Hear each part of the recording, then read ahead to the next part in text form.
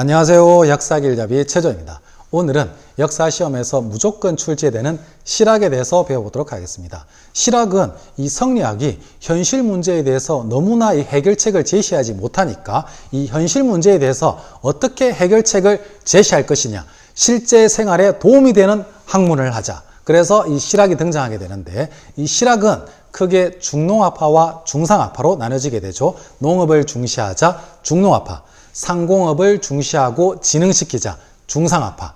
이 중농학파와 중상학파의 각 사상, 이 생각들을 비교하는 문제가 자주 출제되겠죠. 그리고 이 중농학파냐 중상학파냐, 이 사람들을 섞어놓고 어떻게 구별할지 제가 그 구별할 수 있는 팁을 알려드릴 테니까 끝까지 집중해 주세요. 자, 그러면 중농학파부터 살펴보도록 하겠습니다. 이 중농학파의 핵심적인 목표는 토지를 어떻게 농민들에게 다시 분배할 것이냐, 그래서 이 자영농을 어떻게 늘려나갈 것이냐. 자영농은 자신의 토지를 가지고 농사를 짓는 농민들을 말합니다. 쉽게 말하면 자신들의 땅을 가지고 농사 짓는 사람들이 많아져야 군대도 가게 되고 세금도 잘 내게 되겠죠. 그래야만이 나라가 부유해지고 병사가 강해진다. 이 부국강병을 목표로 하게 됩니다. 유영원 선생은 호가 반계입니다. 이 반계수록이라는 책에서 이것만 좀 기억할까요? 특히 균전제를 주장하게 되는데, 여기서 균전제는 토지를 균등하게 나누는데 어떻게 나누느냐? 정확하게 n분의 1이 아닙니다. 어떻게? 신분에 따라서 차등 있게 분배하자. 이 부분이 시험에 자주 출제되기 때문에 이 부분만 좀 주의 깊게 보면 되겠습니다. 그 다음 인물 문제로 단독으로 출제될 수 있는 인물이 바로 이익선생입니다. 이익선생의 호가 성호인데, 이익선생이 쓴 저서가 성호사설, 그리고 이익선생을 따르는 그 학파, 제자들을 성호학파라고 하는데, 그 중에서 가장 유명한 사람이 안정복입니다. 이 안정복이 쓴 동사 강목을 내놓고 성호학파를 물어보고, 이 성호학파를 이끌었던 이익선생을 물어보겠죠. 그리고 성호 이익선생은 나라를 빈곤하게 하고 농사가 발전하지 않는 것은 이 6가지 때문이다. 특히 노비제, 과거제, 양반제, 미신, 승려, 게으름, 이 6가지가 나라를 좀먹는 것인데, 이 6가지를 시험에서 물어보진 않겠죠. 이 6좀론을 제시한 이익선생이 어떠한 토지개혁 방안을 제시했느냐가 시험의 출제 포인트입니다. 이익선생은 어떠한 토지개혁 방안을 제시했다? 토지 소유의 한계선을 두는 한전론을 제시했다는 것입니다. 한전론. 어떠한 말이냐? 일반 농민들은 최소한 이 땅만큼은 가지고 있어야 된다. 영원히 업을 할 수 있는 땅. 영업전입니다. 영업전. 이 땅은 최소한 무조건 기본적으로 갖고 있고 그 이상의 토지 소유 매매는 가능하다. 그런데 내가 돈이 없어가지고 결국 땅을 팔아야 되는데 영업전만큼은 꼭 사람들이 가지고 있어야 된다. 이 영업전은 절대 매매가 불가능하다. 그래서 토지 소유에 어떤 선을 설정해놨죠? 토지 소유에 최소한 이 정도는 가져야 되지 않겠니? 하한선을 설정했습니다. 토지 소유의 상한선을 설정한 게 아닙니다. 토지 소유는 많이 할 수 있습니다. 그런데 기본적으로 토지 소유는 이 정도만큼은 하고 있어야 된다. 하한선을 설정했다는 점, 시험의 출제 포인트이기 때문에 반드시 기억해야 됩니다. 그래서 이 토지 소유의 하한선을 설정한 한전론을 제시했다. 토지의 한계를 설정한 논, 바로 한전론을 제시했다는 점 반드시 기억해 주세요. 그리고 성호 이익선생과 관련해서 나올 수 있는 게 붕당론을 제시했다는 점. 붕당은 싸움에서 생기고 싸움은 이해관계에서 생긴다. 결국 관직수에 비해서 양반수가 훨씬 많다 보니까 양반들이 밥그릇 싸움하다가 결국 붕당이 발생한 것이다. 이렇게 붕당론을 제시한 인물도 바로 성호 이익이었다는 점. 그리고 화폐 사용에 대해서 상당히 부정적인 입장이었습니다. 그래서 화폐를 폐지하자. 이 폐전론을 제시한 사람도 이익선생이라는 점. 그래서 성호 이익선생은 이러한 다양한 내용들을 제시해놓고 결국 무엇을 물어본다?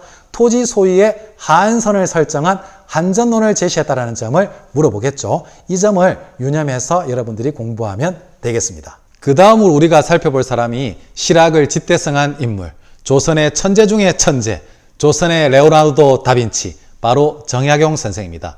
이 정약용 선생의 6대 손이 바로 배우 정혜인 씨죠. 이 정혜인 씨의 6대조 할아버지가 바로 이 정약용 선생입니다. 여러분, 두 사람이 좀 닮았나요? 닮은 것 같죠? 정약용 선생은 어떻게 토지 문제를 개혁하자? 바로 여전제를 실시하자. 마을 여자, 밭전자, 마을 공동농장을 경작하자. 그러면 공동으로 경작하고 분배는 어떻게 하자? 여러분 별표할까요? 노동량에 따라서 분배하자. 이 여전에는 우두머리가 있겠죠. 그 사람을 여장이라고 합니다. 이 여장이 장부에다가 누가 열심히 했는지 그 노동 일수와 노동량을 적습니다. 그래서 공동으로 경작하고 분배할 때는 어떻게 분배한다? 그 장부에 적힌 노동량에 따라서 분배한다는 점. 상당히 합리적이죠. 그런데 이 여전은 마을마다 크기가 다르고 비옥도의 차이가 나겠죠. 그래서 실현 불가능하다고 정약용 선생도 생각하다 보니까 나중에 그 생각을 바꿔서 이 정전제를 주장하게 됩니다. 정전, 우물정자, 밭전자.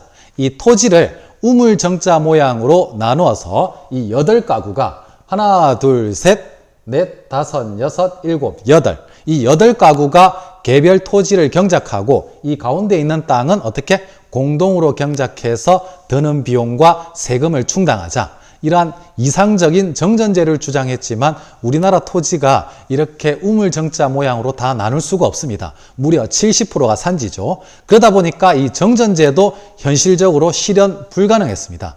그래서 이 정약용 선생이 여전제를 주장했다가 나중에는 정전제 실시를 주장했다는 점.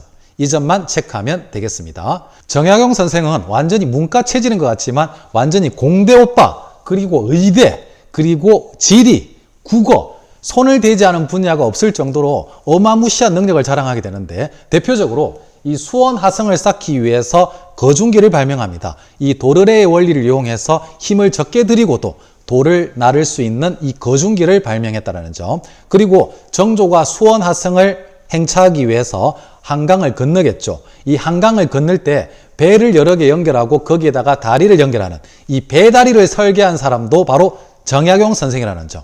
완전히 공대 오빠죠. 그리고 목민심서, 이 목민관들이 지켜야 될 이 지방관들이 어떻게 백성들을 다스려야 되는지 지방행정제도에 대해서 개혁안을 제시했고, 경세유표, 이 중앙행정은 어떻게 개혁해야 되느냐. 그리고 흠흠신서, 교도관들이 지켜야 될 유의사항, 각종 형법, 형옥과 관련된 일들을 다루어 놓은 책입니다. 그리고 정약용 선생은 마가해통이라는 의학서적을 편찬한 의대 오빠기도 합니다. 당시 많은 사람들이 홍역과 천연두로 목숨을 잃었었는데 이 천연두의 치료법인 종두법을 마가해통에서 최초로 소개하고 있다는 점.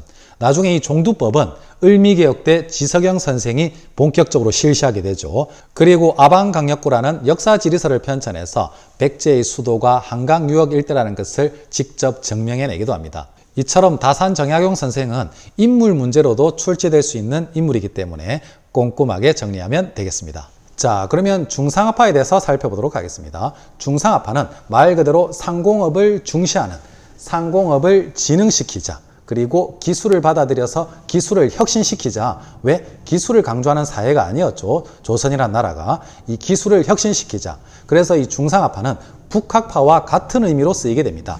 북학은 북을 배우자. 이 북은 청나라를 말하겠죠. 청나라를 배우자. 북학파와 중상업화 같은 의미로 쓰이게 됩니다. 이 중상업화는 크게 4명의 인물이 있는데 이 4명의 사상가들이 어떠한 이야기를 했는지 시험에 자주 출제되겠죠. 유소원은 우서에서 웃어요, 웃어봐요, 웃어에서 이 산업공상의 직업적 평등을 주장합니다. 당시 조선에서 직업적 어떤 서열을 매겨본다면 산농공상, 선비가 제일 위에 있고 그 다음 농민, 그 다음이 공, 뚝딱뚝딱 만드는 사람, 제일 밑에가 장사하는 사람입니다. 그렇게 되다 보니까 장사와 수공업을 천시하겠죠. 그러지 말고 이 산업공상의 직업적 평등을 가져와야 장사와 수공업이 번창하게 된다. 유소원이 어떤 책에서? 우서에서 주장합니다. 우서. 그리고 홍대용 완전 이과 오빠인데 대표적인 저서로는 담원서, 그리고 의산문답에서 이 지전설을 주장하는데 지전설은 지동설과 같은 말이죠. 이 태양주위를 지구가 자전하면서 공전하고 있다. 그래서 이 중국 중심의 세계관을 탈피합니다. 중국이 세계의 중심이 아니라 내가 발 딛고 있는 이곳이 천하의 중심이다. 그래서 중국 중심의 절대적인 세계관을 비판하고 이 상대적인 세계관을 제시했다는 점. 그래서 이 홍대용 선생은 이 지전설을 강조했다는 점을 체크하면 되겠습니다. 그리고 연암 박지원 선생, 양반전, 허생전 같은 이 소설을 통해서 양반 제도가 가지는 비생산성을 비판했었고요. 자신이 청나라의 연행사로 가면서 쓴 기행문이 바로 열하일기죠. 거기다가 한전제를 주장하기도 합니다. 중농학파는 아니지만 이익선생이 토지 소유의 하한선을 설정했었던 한전론을 제시했다면 박지원 선생은 토지 소유의 상한선까지 설정해야 된다는 한전론을 주장합니다. 이익선생과 좀 비교되죠. 거기다가 상공업이 발달하기 위해서는 물자가 왔다 갔다 이렇게 교류가 잘 돼야 되겠죠. 그러기 위해서는 수레를 잘 사용해야 되고 선박을 통해서 물자를 유통해야 된다. 그리고 물자가 좀 더 유통이 되기 위해서는 무엇을 써야 된다? 화폐를 써야 된다. 이익선생은 화폐를 폐지하자. 박지원 선생은 화폐를 많이 써야 된다. 상당히 좀 비교되죠. 마지막으로 중상학파에서 시험에 가장 많이 출제되는 인물이 박제가입니다. 박제가는 북학의라는 책에서 소비를 강조하고 있는데 재화는 우물과 같아서 쓰지 않으면 말라버린다.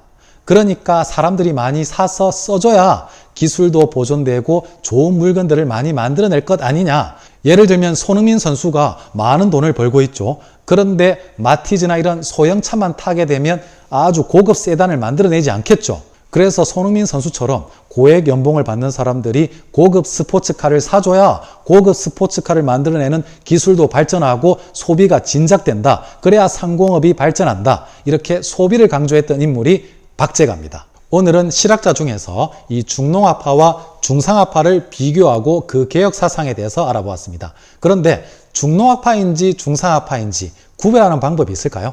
제가 그 비법을 알려드리도록 하겠습니다. 중농학파는 이름 모든 글자에 이형이 들어가고 있습니다. 이익, 유형원, 그리고 정야경 이렇게. 그런데 중상학파의 유소원 같은 경우에는 수가 이형이 안 들어가 있죠. 홍대용 같은 경우에도 홍용은 맞지만 홍대용이죠. 중농학파가 되려면 홍애용. 이렇게 중농학파는 이름의 모든 글자에 이형이 들어가 있다는 사실 꼭 기억하면 되겠습니다. 그러면 오늘의 필기를 보고 저는 다음 시간에도 재밌고 유익한 내용으로 여러분들을 찾아오겠습니다.